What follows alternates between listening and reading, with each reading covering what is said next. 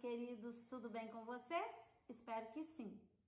Continuando nossa revisão do período colonial, faremos agora o último vídeo.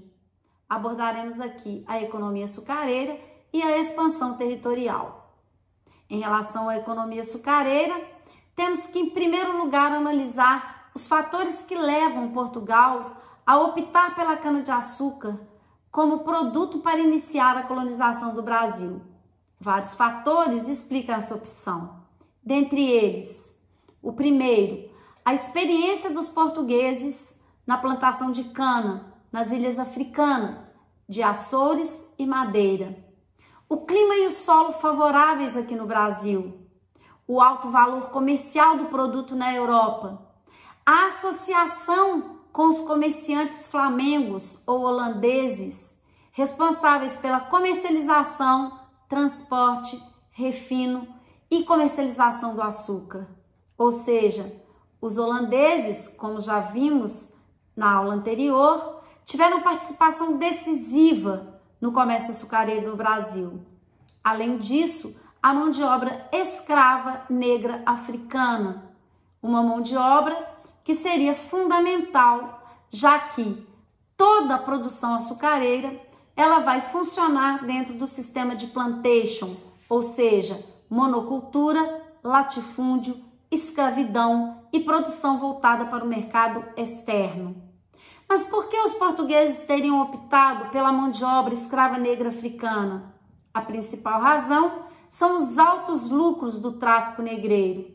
Enquanto o escravo negro gerava lucros através do tráfico, o escravo indígena, embora o índio tenha sido utilizado como escravo ao longo de todo o período colonial, ele não foi preferencialmente utilizado justamente porque era um negócio interno da colônia.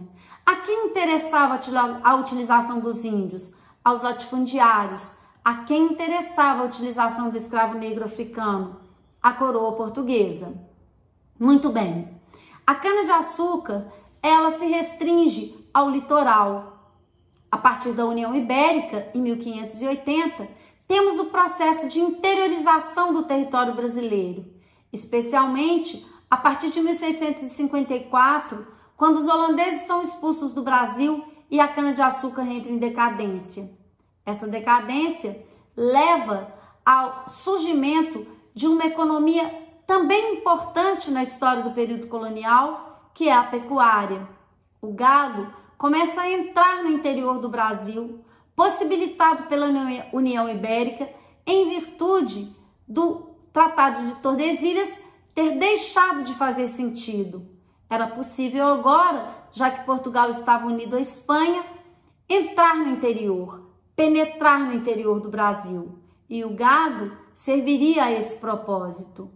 Embora o gado tenha sido destinado principalmente ao mercado interno, parte dessa carne, principalmente da carne a chamada charque, serviria também para exportação.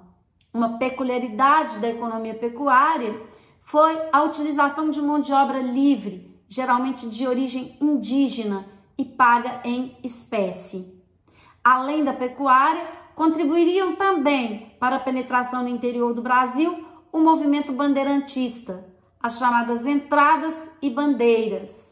Entradas e bandeiras, a historiografia tradicional, de modo geral, definia entradas como expedições oficiais e bandeiras como expedições particulares.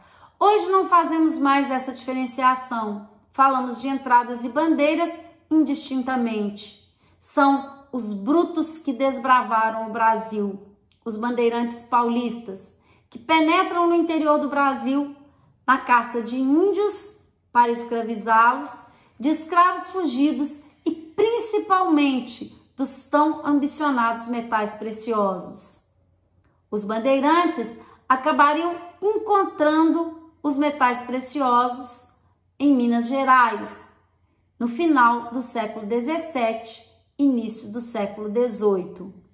Para fecharmos essa aula, falaremos do Tratado de Madrid. Com essa expansão territorial, promovida através dos fatores que acabamos de citar, Temos, em 1750, a assinatura do Tratado de Madrid, que oficializa essa interiorização e a incorporação de todo o território, que delimita mais ou menos a configuração geográfica que o Brasil tem atualmente. Ou seja, se o Tratado de Tordesilhas, ele extraoficialmente deixa de existir com a União Ibérica, oficialmente ele deixaria de existir com a assinatura do Tratado de Madrid. Com essa conclusão, poderemos agora iniciar em nossa próxima videoaula a economia mineradora. Espero que entendam e que essas aulas tenham sido úteis para continuarmos o nosso conteúdo.